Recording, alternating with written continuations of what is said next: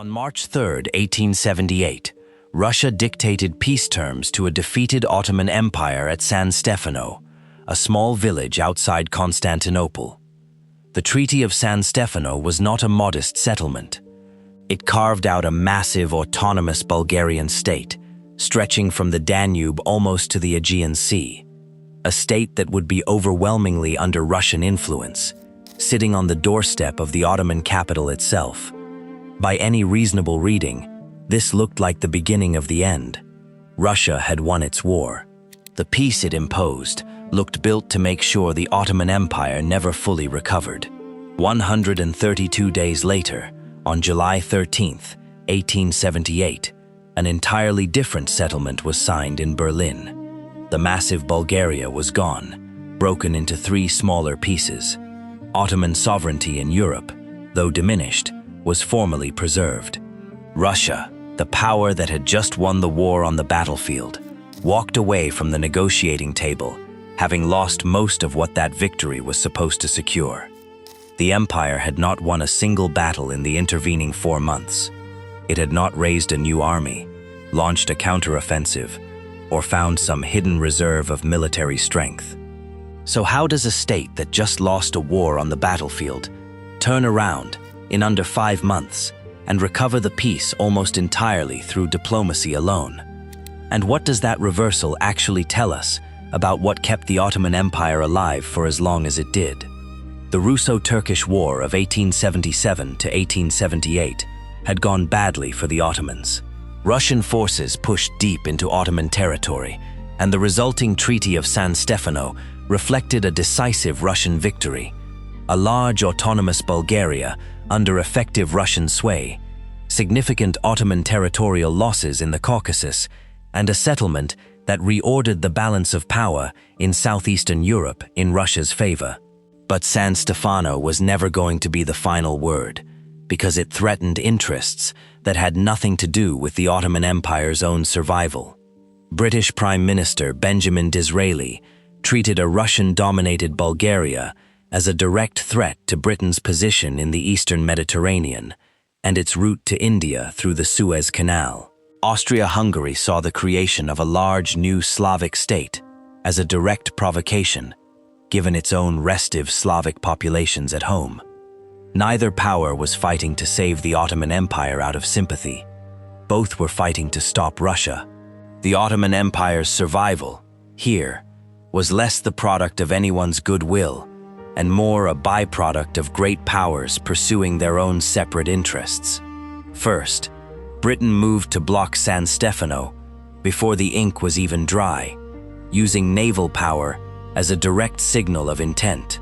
In February 1878, before the treaty was even finalized, Britain dispatched its Mediterranean fleet toward Constantinople, a clear signal that London was prepared to contest any Russian settlement it judged unacceptable. This was followed on April 1st by the Salisbury Circular, in which the British Foreign Secretary laid out exactly which provisions of San Stefano Britain considered unacceptable and why.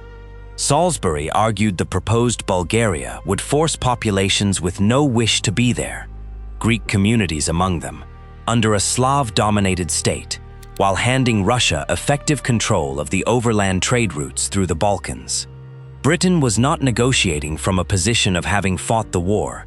It was negotiating from a position of naval power and a willingness to use it. Second, the actual terms of the eventual settlement were locked in through secret bilateral agreements before the Congress of Berlin ever opened.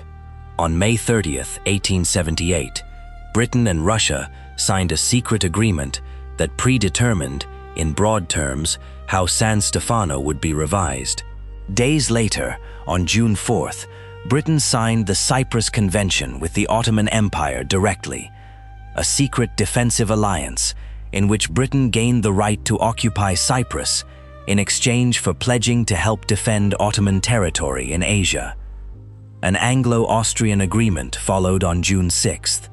By the time the formal Congress opened in Berlin on June 13th, the outcome was already substantially negotiated. So substantially that the secret Anglo-Russian agreement leaked to the press before the Congress even finished its first day. A London evening paper, The Globe, published the full text on June 14th, handed to it by a Foreign Office clerk. The government never confirmed it outright, but never managed to deny it either.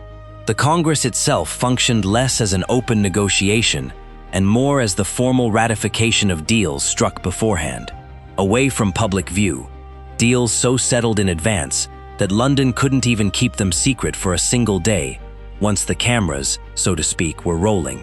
Third, Bismarck's role as honest broker was a calculated diplomatic fiction, not genuine neutrality. Germany had no direct territorial interest in the Balkans, which let Bismarck present himself as a disinterested chairman. In practice, his mediation consistently favored the Austro-British position over the Russian one, because Bismarck's real priority was preventing a Russian-dominated Balkans from destabilizing the broader European order Germany depended on. Being the honest broker was itself a strategic choice. Bismarck gained enormous diplomatic prestige and leverage over both Russia and Austria-Hungary by positioning Germany as the indispensable mediator, without committing German interests directly to either side. Fourth, the Ottoman Empire's own delegation had almost no leverage at the table where its own territory was being redrawn. The Ottoman delegation was led by Alexander Karatheodori Pasha, a career diplomat born in Constantinople's Greek quarter, himself a sign of how thin the empire's pool of Berlin-fluent negotiators actually ran.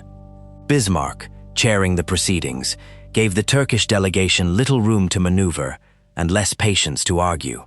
The empire's fate at Berlin was being decided primarily as a function of what Britain, Austria-Hungary, and Russia needed from each other, not as a negotiation between the Ottoman Empire and its former enemy.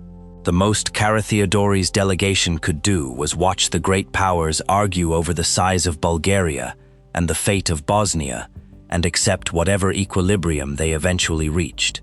Fifth, the final settlement dismantled the threat to great power interests while leaving the underlying Ottoman weakness completely unaddressed.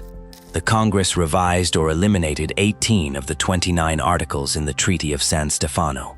The large Bulgaria was split into 3 pieces: an autonomous principality north of the Balkan Mountains, an autonomous province called Eastern Rumelia to the south, under a Christian governor but nominal Ottoman authority, and Macedonia, returned to direct, unrestricted Ottoman control. Austria-Hungary gained the right to occupy and administer Bosnia and Herzegovina. Britain secured Cyprus. Russia kept its Caucasus gains at Batumi, Ardahan, and Kars, but was forced to return the Alashkert Valley and the town of Bayazid to Ottoman control. Romania, Serbia, and Montenegro received full, formally recognized independence. The map had been comprehensively redrawn to satisfy Britain and Austria-Hungary. Nothing in the settlement addressed the structural fiscal, military, or administrative weaknesses that had allowed Russia to win the war in the first place. The conventional telling of 1878 casts it as an Ottoman diplomatic triumph, proof that skillful statecraft could outmaneuver battlefield defeat. That framing gives Ottoman diplomacy more credit than the evidence supports. The empire's survival at Berlin was not the product of Ottoman strategy. It was the byproduct of a British and Austro-Hungarian interest in blocking Russia that happened to align, for entirely separate reasons, with keeping the Ottoman Empire intact. The Ottoman delegation did not win this outcome at the table. The outcome was decided before the table was even set, in secret agreements between powers that were not the Ottoman Empire, negotiating primarily with each other.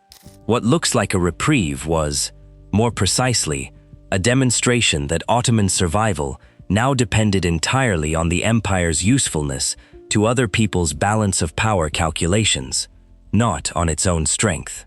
The Congress of Berlin did not save the Ottoman Empire. It postponed the empire's collapse by aligning, temporarily, with what Britain and Austria-Hungary needed from the European balance of power in 1878. The underlying weakness that had let Russia march deep into Ottoman territory in the first place went entirely unaddressed. The empire's finances were still controlled from outside. Its army was still years from meaningful reform, and its remaining European territory was now smaller and more exposed than before the war had even started. This is the pattern that defines Ottoman diplomacy for the next several decades. Survival purchased not through the empire's own strength, but through its usefulness as a buffer in other powers' calculations. That arrangement worked for as long as it served British and Austro-Hungarian interests to keep it working.